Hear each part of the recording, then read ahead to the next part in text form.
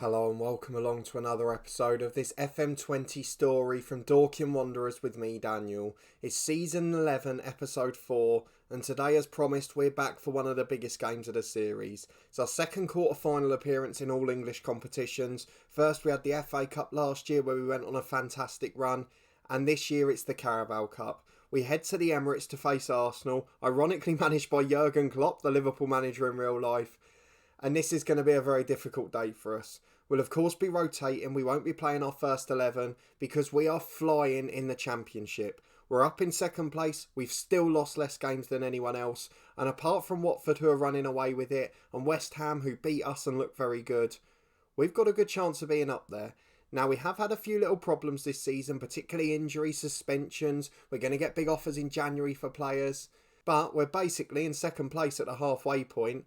And we've only had one striker fit for most of the season. Brendan Lindsay has barely been seen. He's just coming back yet again from another knock. We've not had a right back most of the year because of the injuries to Petrucci and James. And now we've got Mitchell Baker suspended too.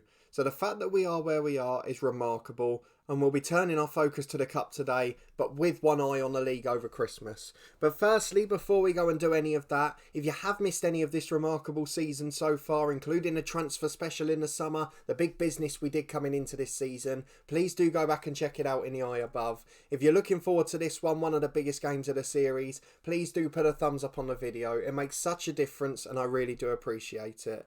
We're going to talk a little bit about our plans for January as well. We've added a couple more to our mentoring groups. We're just trying to get things ticking over. But it's all about the quarter-final, let's be honest. We've caused a couple of shocks with our backup team already, but none against the team on the scale of Arsenal. So in terms of how they're getting on here, just for those of you that don't remember, obviously we do our little end-of-season review each year. They have won the Champions League 4 years ago, the Premier League 1 year ago. They were runners-up last season as well. They won the FA Cup 2 seasons ago. Where have they won the Carabao Cup? They're the holders. So there you go. It's not going to be an easy one. So we're going to go and get into that, but very quickly, a massive thank you to everyone who continues to support the channel and this series in particular, which I'm really enjoying at the moment. Thank you to everyone that joined me for my second ever live stream on Tuesday morning and the subsequent start to the head coach season yesterday at 4:30. I'll put a link to those in the eye above if you've missed them. And then also our Sunday series, which will continue this week. We've got our FM20 network career at midday on Sunday, and then at 4:30 our stadium review series, a real talk from the footballing world, trying to fill the void of not been able to go to football, and of course both of those series featuring a regular co-host. So thank you to them for joining the channel, thank you to you guys for continuing to watch, and let's go and have a look at Dorking Wanderers. So first things first, we need to look at the schedule. You're with me back in November for the Crystal Palace game, a 0-0 draw. We were the dominant side, we did really well, but just couldn't quite get that opening. But since then, things have been going rather well, as you can see. We won away to Portsmouth 3-1. We went behind and again came back. We were gritty on the road. We've done it so many times. Plucky, gritty, whatever word you want to use, we just continue to do it away from home. Stefan Moles rounded it off with an unbelievable half volley. It was perfect technique, Tony Yeboah style. But Zach Council getting another one, Aaron White from the other side. Both of those have been wonderful this season. And then at the end of the month, we finished with a 1-0 win against Stoke. Adrian Bentley, a hero off the bench. So many of these young players stepping up to the plate when we need it most. Into December, a 3-0 win against Sheffield Wednesday. And my word, Fraser Cotleo, I said he has a few bad games and then he just turns up. And in this one he got a hat-trick. Away at Sunderland, he then got the winner late on. Again, coming from behind with 20 to go. Peter McLaughlin with a brilliant solo strike. Then set up Cotleo for the winner. But then a 2-1 defeat at home to West Ham. Cotleo did get the goal, Council got a knock, and James Maddison scored the 2 for West Ham. So again, that shows you what we're competing with. 50 grand a week, even at 33 years of age. He's been an England international and goal scorer, and he's having a fun season down in the second tier. Lastly though, we got back to winning ways. A 4-2 win against Cardiff. Again, 2-0 down at half time, and we've come back and won 4-2. McLaughlin with a goal. Tordoff had to move out to the right because of the injury to Council in the previous game. He managed to get himself a brace because he so often loves that position. And Joe Thompson off the bench with some heroics as well. So, really good season generally. I can't tell you the amount of times we've come from behind, but it really is startling how often we've done it. And it's certainly a sign of how good this side is and how much character and grit it's got. I know I'm starting to risk sounding like Brendan Rodgers, but bear with me because I'm very proud of this team.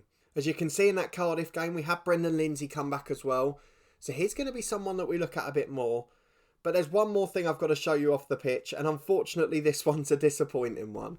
So you may remember towards the end of the last episode, we were actually quite excited. And the reason for that is we would continue to improve off the pitch. We got another improvement to our youth recruitment and our academy coaching. And we just about had a completed youth facilities upgrade. The good news, we've got another youth facilities upgrade coming immediately after this summer. It's now below average. That should take it up to adequate or average. But then we had our youth intake preview in December. And not only was it not better for having the improvements, it's the worst one I've ever seen on this game. There isn't one positive. Normally you have a plus to say there's one decent player in one position. It's just all negatives. Don't expect much from the intake. We always get that. But there are no players of any quality in any single position. I mean, how negative have you got to be? And the thing that worries me is Richie Sutton is a good judge of ability. He's a decent judge of potential. But he would know if any of those lads were good at the moment. He's got a good personality, so he would know if they had a good personality. And he's a good coach, so he would know if they could be coached. And he's suggesting that not one player in this intake can be. So I'm a little bit concerned about that. But otherwise, it's a small blotch on what is otherwise a brilliant season. We're second in the league, only 5 points off the top. And more importantly, just 2 or 3 wins away from safety again while we wait for this new stadium. We've got an all-championship tie against relegation fight in Millwall in the FA Cup. That's going to be a tough game, but hopefully a chance to go on a run again. Though, of course, at the moment, our priority is the championship. We couldn't ignore a tie against Arsenal. So let's go and get into it. I would imagine the home side are very heavy favourites, and rightly so, they are.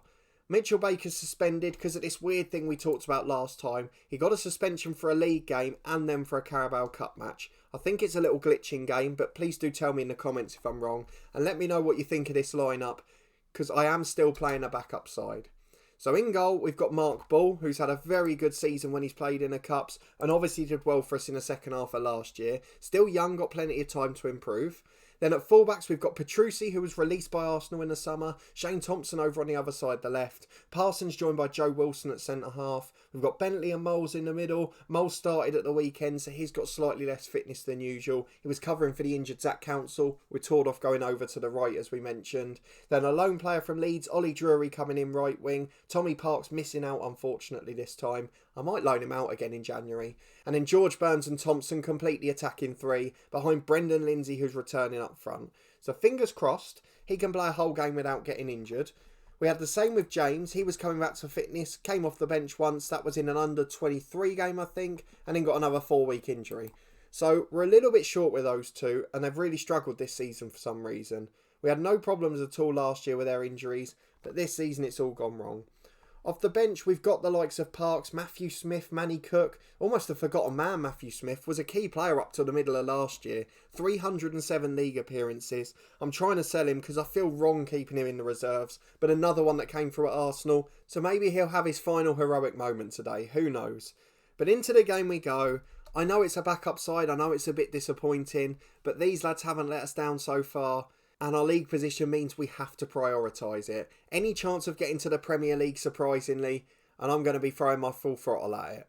Right, we've arrived at a fairly packed Emirates Stadium, which is good news for us today. We'd like to get some of the ticket revenue from that. We'll wait and see if it happens. Arsenal have matched us up with a 4-2-3-1. They've got the likes of Christopher Ayer at centre-half, Saliba, who they paid big money for in real life last summer, Bakary Saka, who was a proper wonder kid in this game, and has become a very good player as well. So this is going to be a very difficult challenge. I wasn't ever expecting it to be easy. They've got Sander Berger, Mason Mount, Hector Bellerin still on the bench. Lots of very good players. So we're going to tell the lads to pick up where they left off. I'm imagining we're going to have to drop to a balanced mentality. But otherwise, I'm going to let them try and shock Arsenal. So when we go to the first half, Arsenal with a kick-off. And immediately they're playing it around quite nicely. Ayer with a long ball over the top. Oh, Saka's in. Oh my word. 10 seconds in. 10 seconds and we're behind.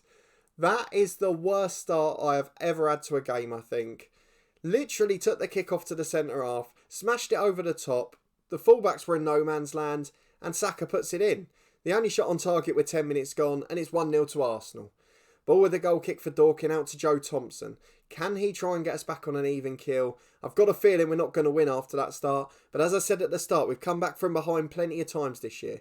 Thompson's cross is blocked, but it falls for Shane Thompson instead. In towards Bentley, who loses out, and now it's Arsenal on the counter again. And they are lethal on the counter-attack. Look how quick they're getting forward. Zaniolo, Fernandes, 2-0, and we are going to have to shut up shop here, or this is going to get embarrassing. It's the sort of result that could change your season. So we're just going to drop some of the duties here, and we're going to demand a bit more from the lads, because they have not started at all. To be honest, I've said how disappointed I am. With nearly half an hour gone, we've only actually conceded 3 shots on target. It's just that 2 of them have been the goals. As Bentley tries to switch it, it's not a good ball. And Arsenal are getting out far too easily here. Fernandes again running down the wing. We've made his life very easy as well. I've dropped the fullback duties, but it's made no difference whatsoever. Out to Fernandes again. Petrucci's too slow out. Bit nervous against his former club by the looks of it. Burns heads away to Joe Thompson though. Can we finally get on the counter? Don't forget we've got Brendan Lindsay up front, who's not scored a goal all season. And Joe Thompson's been mugged in possession. Here's Green for Arsenal on the right. Inside to Gomez. Fernandes. João Pedro. Oh, off the post. Hits the keeper and Moles gets away. But what a team this Arsenal side are. Drury back to Moles again in the middle. We'd expect to be losing 2-0, but it's the manner of it that's not good for us. Wilson switches it. It's poor again. Stefan Moles beaten to it. We're second to everything. Zaniolo flicks to Saka. The party pieces are out as Fernandes is in again. And it's 3-0. And this Arsenal side is just a little bit too good for us. So I'm going to drop the fullbacks even more now because we're getting done out wide far too often. But with half an hour gone, it's 3-0 Arsenal, and we're yet to have a shot of any sort in this match. It's Arsenal with a free kick on the left again. I mean, this could be 10, honestly. João Pedro delivers, Saka shoots just wide. Where on earth has this performance come from? I expected to lose, I expected to get beat comfortably, but I did not expect the lads to not put up a fight. And in this one, we haven't really done anything, and we're deservedly 3-0 down. In nearly half time, we've got a corner in towards Lindsay, who loses out, but it falls for Parsons on the edge of the box. He's challenged, and now it's going to be a counter for Arsenal again. I thought we were finally going to get our own highlight there. Fernandes walks past Petrucci. What's he doing? He just stood still, and now he's got through everyone. I mean, that's ridiculous. Wilson gets there after it hits the post. He clears it out for a throw. But how has he got through there so easily? It's 3-0 at half time. Nick Haycock says appreciate the effort. What was he watching? We haven't put in any effort. It's been poor across the board. And into the second half we go. It's going to be a long old 45 minutes this. Well, my worst fears have been allayed. We've reached 77 minutes without a highlight. So let's go and make some changes. It's going to be Ollie Drury replaced by Tommy Parks. There's no point us bringing the first teamers on here because it's not going to make a difference. So Matthew Smith is going to get a rare appearance. It's only fair. Might be his last one for the club. So although it's not in the greatest of occasions, he deserves a proper send-off. 307 league appearances, involved in 2, maybe 3 promotions. He has been an absolute superstar. And then Manny Cook's the last one, on for Brendan Lindsay. Let's just make sure he doesn't get injured again. And in we go for the last 15 minutes. I'd happily take no more highlights. At least 3-0 won't rock the confidence for the rest of the year. There we go then. An easy victory for Arsenal, but a highlight-free second half, which means no further damage, which means that the confidence should still be intact. It wasn't the best performance. Do you know what? I'm going to say unlucky it wasn't to be. It just keeps that morale up. I don't think they would have reacted well if I said well done on your 3-0 defeat. Newcastle the same result at Chelsea, so it puts into perspective it's probably not quite so bad for us. And let's see quickly what the media said about it. Petrucci loses against his former club. Apparently VAR was deployed. I don't remember seeing that. Where was it deployed? Does it mention there? No, it doesn't say anything. That's a bit weird. Maybe they're just mentioning that VAR's available, but surely that's old news in 2029. Klopp says Dorking can be proud. He's always been a good manager, hasn't he? Always been nice and popular, and he's very good. We did ourselves justice in a tough battle. I don't agree, but I appreciate his kind words. Brendan Lindsay's facing a confidence crisis. Again, missed 12 matches without a goal now. So that's 11 this season and the last one from last year. But his stats are going up again now, his attributes, sorry. So that does suggest that we're on the right track with him. The post-match press conference we'll deal with off-camera. We don't need to worry about any of that. It's not going to be particularly useful for us at this stage, and I'm not sure they're going to say anything helpful about our role. So a quite disappointing performance, to be honest. A bit of a sad way to end a brilliant run in the Cup. I at least wanted us to give a little bit of drama, have a little bit of fun, scare or rattle Arsenal maybe, but it wasn't to be. So we turn our attention back to the Championship with 2 weeks to go until we reach the January transfer window. Watford are top, we're second, West Ham third. To be honest, West Ham beat us comfortably and have got a better goal difference. They've won their games more convincingly. I'd expect them to leapfrog us. Again, just as per last season, we've started like a house on fire, but we will probably fall away. We're the sort of side who has to play the same teams over and over again, the same players, in our matches. We've got players like Cotleo who aren't great but are in brilliant form. As we saw with Connor Jackson in League One, that can just dry up. So these sort of things we have to take into account. If we had brilliant, consistent players playing this well, we wouldn't be Dorking Wanderers. We wouldn't be sitting in the Championship. We wouldn't have had 4 years in League One. But in a year or two, this side could be special, and this experience and development will really help them. But let's go and have a look at the schedule, because we've got a big month or two coming up. So I just want to have a look. Obviously, we may get a 4th round FA Cup tie I want to show. But aside from that, I'm trying to find a game around the transfer deadline. So Huddersfield, they're in 9th. And whereabouts are Reading? Reading are 6th. So that's going to be the game, I think. We're going to have transfer deadline day, which I presume will be Thursday the 31st of January. And then we will have the 2nd of February, which is a home game against Reading in a playoff contention match. I'm presuming we will have dropped out the top 2 then. But we will still be in with a chance of the top 6. We've got a difficult run coming up after it, so those sort of results are going to be important. And hopefully we can get a few more points on the board, and maybe even 1 or 2 new faces to help us out. So please do let me know down in the comments where you think we need to improve in January. I mean, for me, it's looking at injury-prone players. Brendan Lindsay, is his time running out? A bit like Webb last year, struggled in his 2nd season. Maybe they were just one-season wonders. We've got a couple of other players we could potentially get in, but at this level, again, wage demand's the problem. I got in a young striker on trial. He was a good player, could have been a backup striker, wanted to be a fringe player, wanted 10 grand a week. That's the most we're paying anyone at the club. And that's the problem we're competing with. 80% of the player pool is gone immediately because either their transfer fee's too high or their wage demands are too high. And it leaves us with a very difficult spot because of that 20% remaining, most of them aren't good enough. So we're trying to find those little diamonds in the rough, those gems that we can get in, and hopefully we'll have 1 or 2 of those to come next month.